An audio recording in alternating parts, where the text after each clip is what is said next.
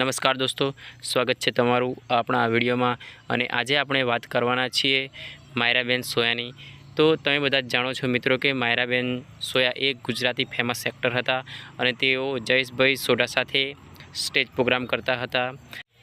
મિત્રો, જેમ વિક્રમભાઈ ઠાકોરના લીધે મમતા સોનીને રાધાની ઉપમા મળી, એમને આખું ગુજરાત રાધાની નામથી ઓળખે છે, એ જ રીતે જયેશભાઈ સોઢાના લીધે માયરાબેન સોયાને બબુ નામથી આખું ગુજરાત ઓળખતું હતું અને થોડા ઓછા સમયમાં બહુ મોટું નામ કર્યું હોય એવા માયરાબેન સોયા આજે આપણી વચ્ચે નથી રહ્યા મિત્રો।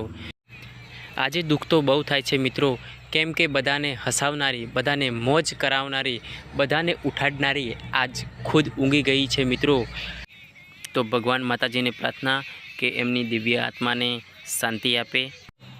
મિત્રો, માયરાબેન સોયાનું નિધન થયે આજે 4-5 દિવસ થઈ ગયા, પણ હજુ સુધી ખુલાસો નથી થયો કે એમનું મોત કયા કારણો થકી થયું છે, શેના થકી થયું છે, હજુ કોઈ ખુલાસો આવ્યો નથી મિત્રો।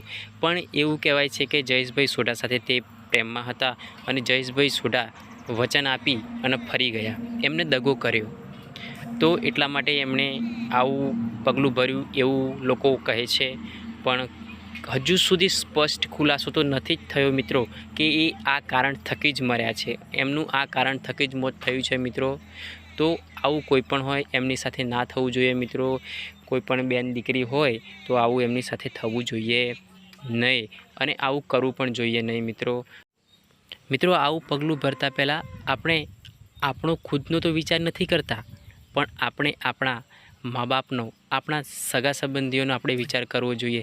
આપણે તો જતા રહેવાના છીએ, પણ આપણા ગયા પછી એમની શું હાલત થાય છે એ મિત્રો તમે આજુબાજુ તમે બધું જોવો જ છો કે આજુબાજુ આવા કિસ્સાઓ થતા હોય છે, તો આવું ના કરવું જોઈએ મિત્રો।